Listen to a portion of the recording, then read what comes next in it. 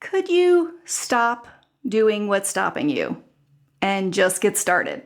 I just got off a call with a group as I shared about my sabbatical for the soul, and that was one of the questions. Once we find out what is stopping us, we stop doing that and start moving forward. That's what this episode's about. Let's go.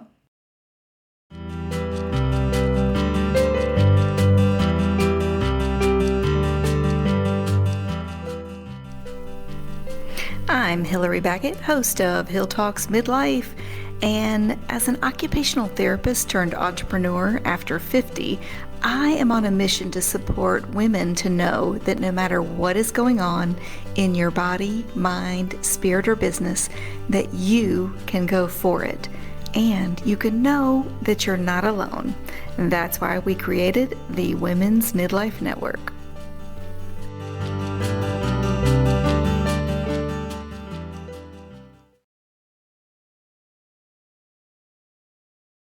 Well, my voice might sound a little bit different today because I'm pretty jazzed. I just got off a 45-minute call with a group of people that were interested in learning about how did I afford to travel for 10 and a half weeks across 5 countries, and what were the lessons I learned about myself and travel.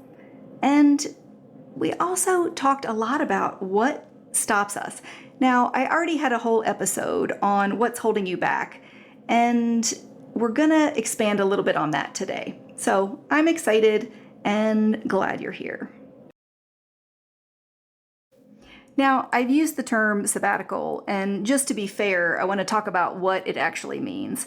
I looked up in the Oxford Dictionary, and it talks about traditionally being the period of paid leave granted to a university teacher or other worker for study or travel. Traditionally 1 year for every 7 years worked. However, some employers even nowadays will offer you a sabbatical, and this is important. However, those sabbaticals are anywhere from 4 to 52 weeks. It might be a break from teaching, a break from work, or a time to write. So it's really important that you have a plan when going into a sabbatical. For me, I knew I had a course I wanted to work on. I'm getting certified as an ADHD professional. I'm an occupational therapist, and this is something I implement in my work with people. I also have adult ADHD, and it helps me as well. I'm also working on writing this book all about my quest for happiness, and I really love to travel. So I'll just give you a little bit of an overview. I'll try to not talk too long about it. But in this kind of workshop I just gave on Zoom, I told them the places I went. I started out from Colorado and landed in Rome, Italy. I spent a week there with a group of amazing women, all but one whom I had never met before. It was clearly courageous to do, right? Then, my second week, I made my way over to Croatia. I had a bucket list from years ago of places I had not yet been. I also had a daughter who was studying over there, and I wanted to be close enough but not too close. If you're a parent, you might know what I mean. And after 2 weeks in Croatia, I was also able to spend a week in Slovenia, which is one of my all-time favorite countries in the world. I am not exaggerating. The beauty, the food, the people, it's like a small slice of heaven. In fact, the Slovenians will say, when God was giving out all of the beauty and the food and the culture, Slovenia was last in line of all the countries. So they got the best of everything, which I thought was a great way to think about it. After my time in Slovenia, I picked up my daughter and we returned to Stuttgart, Germany for a week of reminiscing, visiting our favorite restaurants, seeing our amazing friends, and just feeling the love. I'll be real, we also had some challenges with medications. There are certain laws in certain countries of how much medication you can bring. I'll give you a pro tip. If you have medications and you're traveling for 10 weeks, just plan to reach out to your provider well in advance, get a vacation prescription, and have that and take it with you, along with a letter of why you need it. It will save you hours and hours at foreign doctors, foreign pharmacies, and really release a lot of headaches. So Germany was really our halfway point. And from there, we headed up to Norway. And that was kind of our adventure. I had said to my daughter that I really wanted to try something that neither of us had ever done. In Norway was a little bit of a reach, and I was a little concerned on how expensive it would be because people talk about Scandinavia being so pricey. So I reached out to a friend of mine. In fact, she was my roommate senior year of high school. I went to a residential high school for science and math students in Durham, North Carolina, called the North Carolina School of Science and Mathematics. In fact, we have our 35th reunion coming up in October of 23, and I hope to see many of these people there. So when I reached out to this roommate and said, hey, maybe we could see you for a few days and pick your brain about spending 7 to 10 days traveling in Norway. Well, she was so excited and said, you have to stay here. And by the end of February, she asked, would your daughter like to stay and house sit for like 4 to 5 weeks and take care of my dog and cats? So I asked my daughter, and she politely said, no thanks. And I said, I think I could make that happen.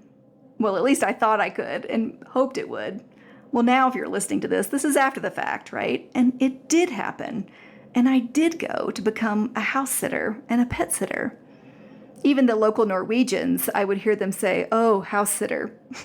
Oh, pet sitter, dog walker. Their English is amazing over there. So don't be fooled and don't be afraid to travel in Scandinavia. It is beautiful beyond what you can imagine, and it felt like a dream. I've only been back 2 weeks, and I'm still processing. So in my chat today, I wanted to tell people some of the things that I had learned about loving myself, about being with myself. And one of the funny stories is, have you ever had to look at yourself in the mirror and say, I love you? Well, this was a little bit different. In 8 out of 10 places I stayed over 10 weeks, the shower was facing a big mirror. So I literally had to face myself, my whole naked self, for most of 10 and a half weeks. And I decided to make it a game and say, hey, you're looking great today. Hey, good job. Hey, way to do that workout yesterday, or way to go for that hike. I also had to get a little real and see if I was doing my pelvic floor exercises. I mean, sometimes it's really easy to not exercise when we travel, but 10 weeks, y'all, I had to keep it real and make sure I was taking care of myself, my body, my mind, and my spirit. I learned that I can write and I can focus. I used a thing called the Pomodoro method to write 60,000 words for a book. Now, let me just tell you that typically a novel is probably around 90,000 words. I had already worked on the outline. I had already done my sticky notes party to understand what I wanted to write and where. I had developed a timeline. These were all helpful tools. But you know what was holding me back? Fear. I think, well, I'm not as good a writer as. What if nobody reads this? Well, I'll give you a little tip. If you don't write the book, no one is reading it. And no one's comparing my writing skills to the other person because they might not even be writing the book. And there is this awesome thing called editors. So why would we pressure ourselves? If you have a dream to write a book, then reach out and we can talk about ways to make it happen. Some of my savings hacks were on flights, how to save on lodging, and mobile phones, but I'm not going to get into that here. A lot of this stuff is only for people who are on my mailing list. So if you want to find out a lot more about what I do and when, then please subscribe over at hillary@communitybloom.org. That'll be super helpful. One of the questions I got in this group chat was, hey, what books did you read? And sometimes reading is hard for me. When you have ADHD and I'm a visual learner, then reading slows me down. But I do like to listen to books, and I do like to watch interviews, and lessons. So I had committed to finishing The 4-Hour Workweek by Tim Ferriss, and it was a lot about lifestyle design, about dreaming of and working towards and creating the life that you want. Now, when he wrote this, I'm pretty sure he was in his 30s, and as a single man, he had the flexibility to go wherever, whenever. I'm turning 53 soon, and am married and have 2 children who are in college, and a little dog that I love. So there are some differences there. But I could still imagine and dream, what do I want to do for myself? I also read a book from start to finish, and it's called Emotionally Healthy Spirituality. It's by Peter Scazzero. And this was the second time I had read through the book, but I knew I needed to commit to loving myself, body, mind, and spirit.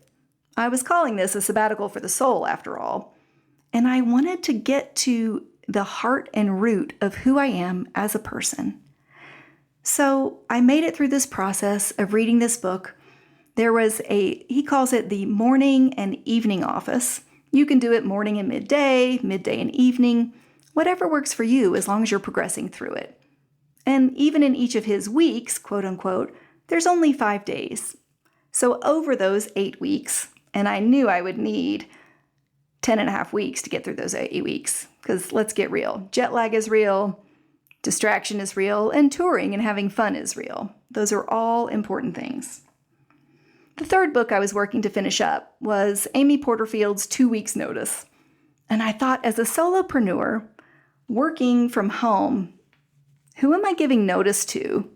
And I had this really great idea. What if I'm giving my 2 weeks notice to myself?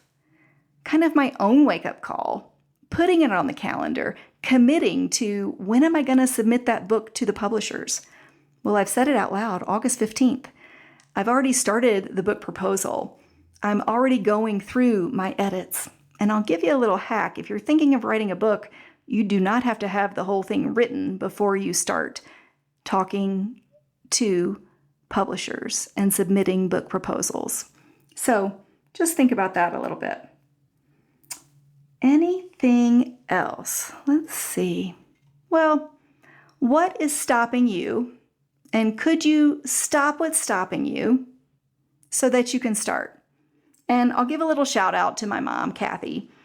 And she said, listening to that episode, I think it's episode 74, if you want to go back and listen, she said it helped me identify what was stopping me from doing this one particular thing. And once I knew what was stopping me, I could start. And the group decided that should be the name for the next podcast. And I said, you know what? I'm just going to finish up here and go right there. So, what is stopping you? And once you can identify what's stopping you, that hurdle, that barrier, that, mind block. For some people, it's a blank screen or a blank sheet of paper if you're writing or typing. Then you can start. The answers might be, where are you doing it? Might be a location. Instead of sitting at a kitchen table, if you don't like to be there, it might be sitting at a dining room table or standing up or sitting on your favorite couch. It might be who. It might be that you're trying to do it alone. Are we supposed to be doing things alone? No, we are built for community and connection. It might be the when. If you keep putting it off, that's a really good question. When are you going to do it? Are you looking for somebody's external deadline to make it happen? Or are you going to say, you know what, this is the week, or this is the day? And I'll give you a little pro tip. If you like to procrastinate like I do, try to set a goal for the day and the week. And don't go beyond that until you get really good with your daily goals and weekly goals. It is important to know what the end goal is of what you need to do in a month or 3 months or a year. But you've got to step it back and break it down so you can celebrate. I know that I really love to celebrate with my mom when she finishes something. We might be on a video chat or FaceTime or Zoom, and I'll say, well, let's dance. And I'll do a silly dance, or let's snap and sing. And I'll sing like ole, ole, ole, ole. And it's just to get some fun and get the blood moving, right? So if you can identify what is stopping you, let's get started together. I've got some exciting news. I'm about to open the Women's Midlife Network membership, and we're only going to meet once a month. So for people that think I don't have time every week, then consider once a month. This is for connecting with women who are over 40.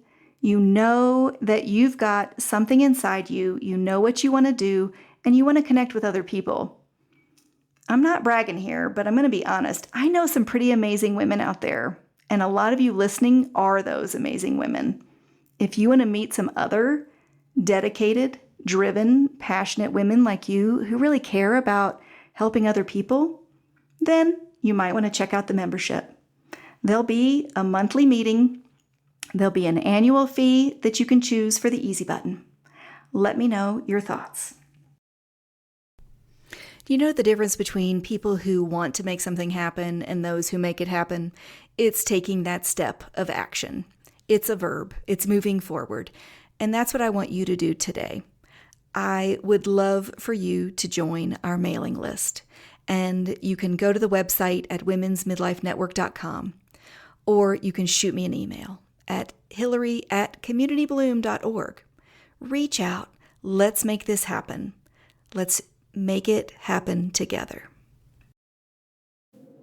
All right, well, what's it going to be for you? What is stopping you? How are you going to start, and what are you going to start? Who do you need to surround yourself with or reach out to? When is it going to happen? If it's not on your calendar, it's not going to happen. I can tell you that. Or it's just going to occupy space on your mental sticky notes list or all those computer tabs that you're tracking in your mind. So consider, what's the one thing today that you could do to get one step closer towards that goal? I'll be honest, sometimes I think, the podcast will take too long to record, to edit, to upload. But then I found Libsyn, and they've made it so easy to create in their studio. I just love it. So I'm hopeful to hear from you. I would love to hear your comments, your feedback, answer any questions. Thanks for listening.